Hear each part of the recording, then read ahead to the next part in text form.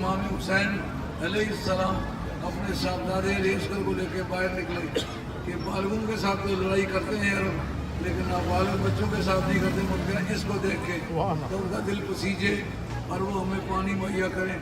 تو ہرملہ نامی بے ایمان نے تیر مارا کھل کے سید دے دل دے زخم سارے جدو تیر حلقوں میں چھپا گئے. یہ ہے روداد حضرت عباس علمدار کے یہاں اس وقت آئے ہوئے ہیں اور یہ اہل بیت کے ہر مظلوموں کی یادگار جب وہ 3 دن کے بھوکے بھی اور پیاسے بھی ہیں ان کا ماشکی پانی لینے آیا اس کے بازو بھی کاٹے گئے اور اس کے مشکیزے کو بھی زخمی کیا گیا, ان کو شہید بھی کیا گیا. ان کے کفر میں کیا شک ہے کہ جنہوں نے امام حسین کے تمام متعلقین کو شہید کیا, صرف شہید نہیں کیا, لاشوں پہ گھوڑے دوڑائے. سب سے پہلے حضرت مفکر اسلام شہزادہ غوث اعظم ڈاکٹر پیر سید عبد القادر جیلانی شاہ صاحب کی ویڈیوز کو حاصل کرنے کے لیے جیلانی میڈیا کے یوٹیوب چینل کو سبسکرائب کریں اور بیل آئیکن کلک کریں. ویڈیوز اچھی لگے تو تھمز اپ دیں.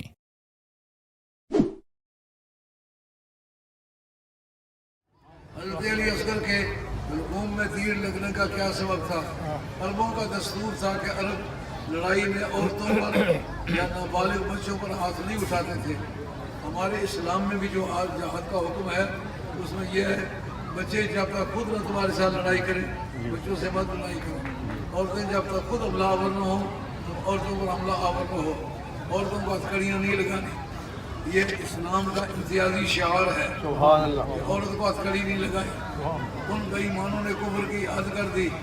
حضرت امام حسین علیہ السلام اپنے صاحبزادے ریسکر کو لے کے باہر نکلے کہ بالغوں کے ساتھ تو لڑائی کرتے ہیں عرب لیکن نابالغ بچوں کے ساتھ نہیں کرتے. ممکن اس کو دیکھ کے تو ان کا دل پسیجے اور وہ ہمیں پانی مہیا کریں.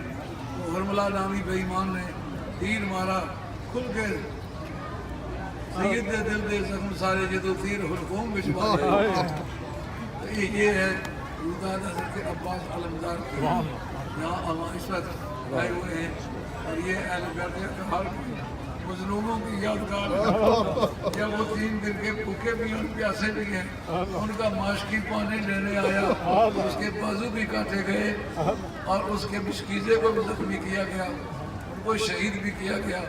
ان کے کفر میں کیا شک ہے کہ جنہوں نے امام حسین کے تمام متعلقین کو شہید کیا, صرف شہید نہیں کیا, لاشوں پہ گھوڑے دوڑائے. کائنات میں ایسا کوئی واقعہ نہیں گزرا کہ کسی دشمن نے دشمن پر فتح حاصل کی ہو اس کی لاش پہ گھوڑے دوڑائے ہو. ان بے ایمانوں نے یہ کام بھی کر کے دکھایا ہے. اب بھی یزید کے حامی دنیا میں ہیں, وہ کہتے ہیں یزید گنہگار نہیں ہے کیونکہ یزید نے حکم نہیں دیا تھا. یزید نے حکم نہیں دیا تھا تو ان کو جاگیریں پھر کیوں الاٹ کی ہیں؟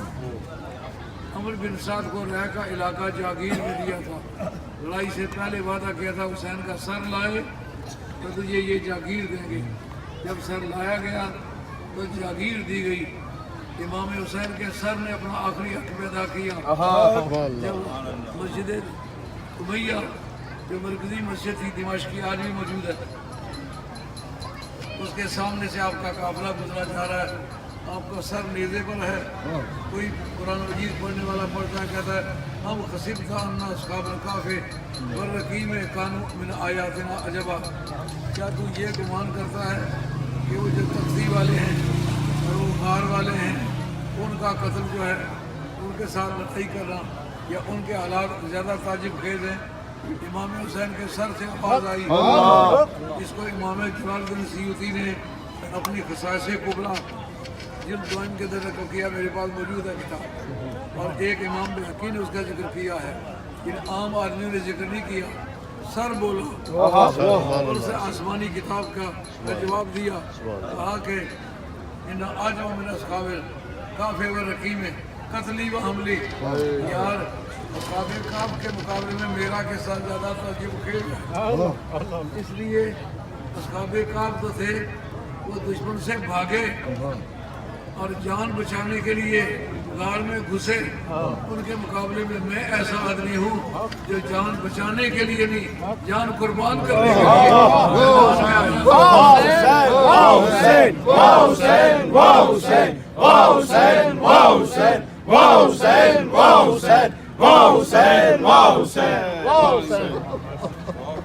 تو وہ تو آگے اس سے صرف اپنا دین بچانے کے لیے میں مقابلے میں آیا ہوں کہ ان دین کا دین الگ ہے. میری ذمہ داری میں رحمت العالمین کا بیٹا ہوں, مجھے پوری امت کا دین بچانا ہے. مجھے ثابت کرنا جان دے سکتا ہوں لیکن اپنے آنکھوں کے دیکھتے ہوئے دین مصطفیٰ کی حد تک نہیں قبول کر سکتا ہوں. اکی ڈٹھیوں چری نہ جاندی بے ادبی میں آنکھوں سے دیکھتا ہوں اور میرے مصطفیٰ کے دین کو سولی پر کوئی چڑھائے میں موجود ہوں, میں جان دوں گا مگر ایسا نہیں کرنے دوں گا.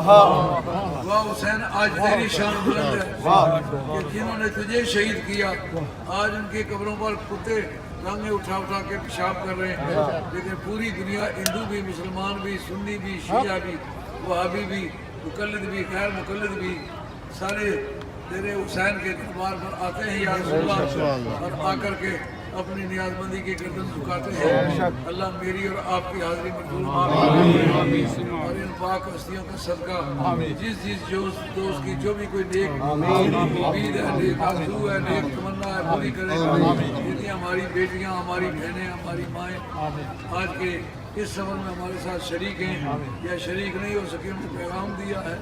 جس نے جو بھی تمنا ہمارے سامنے ظاہر کی ہے اللہ اس کی نیک تمنا پاک کے صدقے میں, ائمہ اہل بیت کے صدقے میں, ائمہ اہل بیت اہل سنت والجماعت کی نظر میں ایسے لوگ ہیں کہ کل کائنات میں آدم علیہ السلام سے نبوت شروع ہوئی ہے, ساتھ ہی ولایت بھی شروع ہوئی ہے.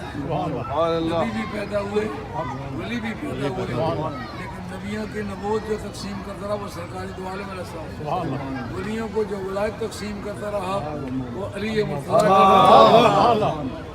اب دونوں ماں کے پیٹ میں ابھی نہیں آئے لیکن دونوں کا فیضان آدم علیہ السلام سے پہلے چلتا رہا. سرکار نے فرمایا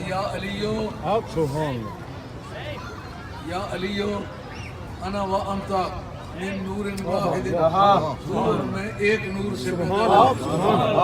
حضرت سلمان فارسی سے فرمایا یا سلمانو کنت انا و علی نورا واحدا بین یدی اللہ قبل ان یخلق آدم 14,000 عام. آدم علیہ السلام کی تخلیق سے پہلے میں اور علی دونوں کا نور ایک تھا. 14,000 برس پہلے آدم علیہ السلام سے پہلے حضور کے نور کو پیدا کریں گے. کیا کہا جس کی ضرورت ہوتی ہے وہ پہلے ہوتا ہے, جس کے لیے ضرورت ہوتی ہے وہ بعد. سبحان اللہ.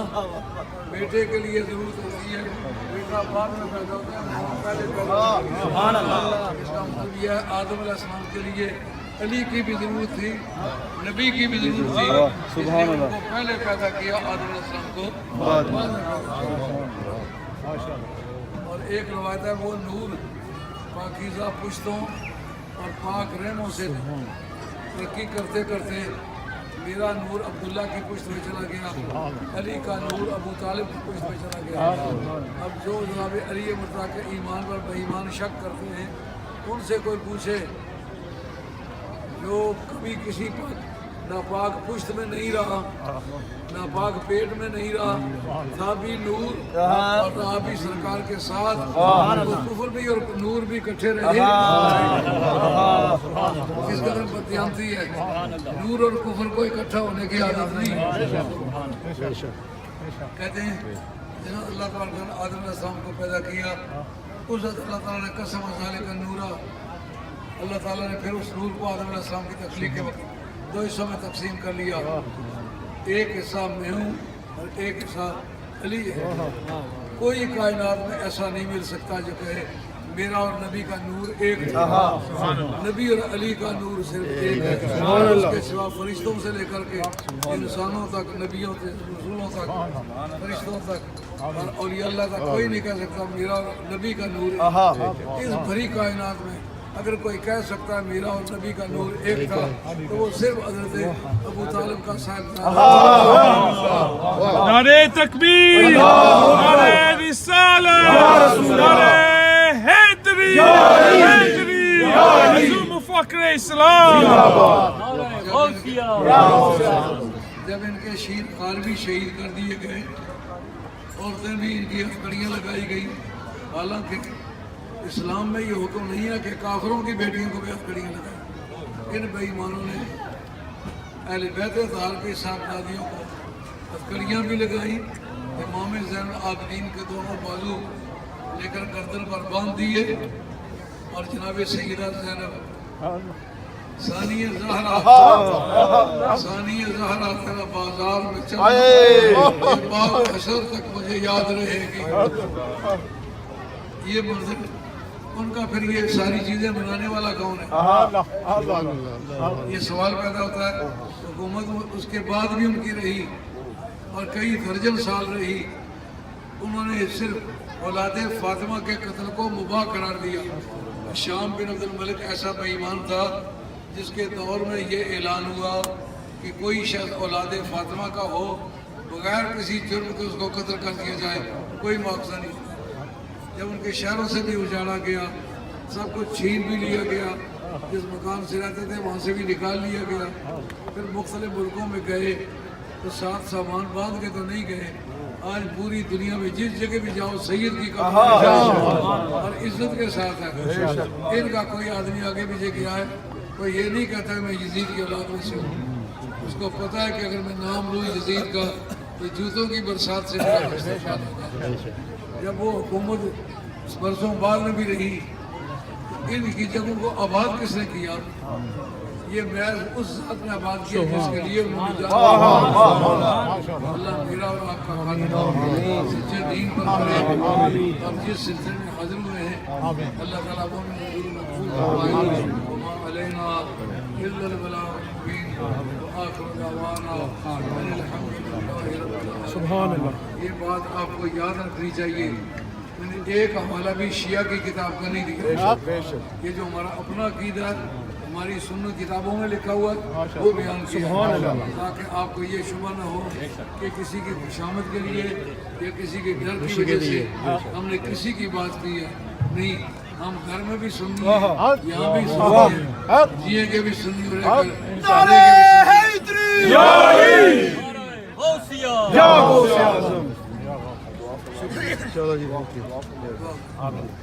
اللہ سب دوستوں کی نیک نجات پوری فرما. جتنے بیمار آئے ان کو اللہ کریم مکمل صحت یافتہ فرمائے. جو بے اولاد آئے اللہ کریم نبینا زمین نور ایک وقت اور ہمارا ایک ساتھی جو اولاد کا بڑا مسئلے کا ساتھ دیا ہے آپ اشتیاق اس کے لیے دعا کرو. بہت خدمتگار شخص ہے. ہمارا ایک ساتھی ہے بنگلہ دیش میں، آج اس کے ہمیں بڑی مجلس ہے. انہوں نے کافی اس پر پیسے خرچ کیے ہیں. حضرت امام علی مقام کا دن منایا. بنگلہ دیش میں اس وقت وہابیزم کا غلبہ ہے، لیکن وہ کہتا ہے کہ کئی ہزار آدمی ہماری مجلس میں آئے ہیں جن کا لنگر ہم نے تیار کیا ہے اور دن امام حسین کا منایا. اس کے لیے دعا کرو اللہ کی نیک آجات اس کی بیٹیاں اللہ کو کامیابی، اس کا بھائی ہے اللہ اس کو کامیابی. ہمارے اتنے کثیر گل زمین پر ہے جس کی جو بھی نیک حاجت اللہ پوری. نعرہ حیدری جو ہے یہ اخد شریف میں لگا ہے، بدر شریف میں فرشتوں نے یہ نعرہ لگایا اور سرکار نے خیبر میں یہ نعرہ لگایا، جبریل امین نے لگایا اور سرکار نے خود میدان احزاب میں لگایا. اور جس جگہ وہ ازواجہم امہاتہم اس کے تحت تفسیر جو بیان نکالیں اس کے اندر موجودہ خود سرکار نے جب عمر ابن عبدالود کو ضرب ماری 1000 سے 4 ٹکڑے کر کے چھوڑ دیا، ادھر سرکار نے فرمایا وحضرت علی ابن عبدالود افضل من امتی من اعمال امتی. یہ جو علی نے ایک ضرب ماری ہے نا یہ میری پوری امت کے اعمال ایک اور دوسرے ترازو پر علی بھی کہ ایک ضرب رکھو یہ افضل ہے. انہوں نے کہا تھا یہ ضعیف ہے मैंने कहा मैदान में निकलो, मेरे साथ इसके कोत और ज़ोफ़ पर बात करो। हमने तो अली के नाम पर बड़ी बार खाई है, तकलीफ उठाई है, दुनिया के 84 मुल्कों में गए हैं, हर बदअकीदा आदमी ने हमने बुरा भला कहने की कोशिश की है। हमने अहले बैत अतहार के जो फज़ाइल और कमालात हैं वो हमने खुल के बयान किए हैं और दुश्मनों के सर पर चढ़ के बयान किए हैं। अल्लाह ताला शादा कीजिए, तरक्की अता फरमाए। नारा हैदरी। अबू बकर अल्लाह का नाम नहीं, उमर अल्लाह का नाम नहीं, उस्मान अल्लाह का नाम नहीं, अली अल्लाह का नाम। हज़रत सैयदा गफूर खैरत से झंझला के बोली, ऐ हुसैन तुम अपने आप को फातिमा का बेटा समझते हो, मुझे किसकी बेटी समझते हो?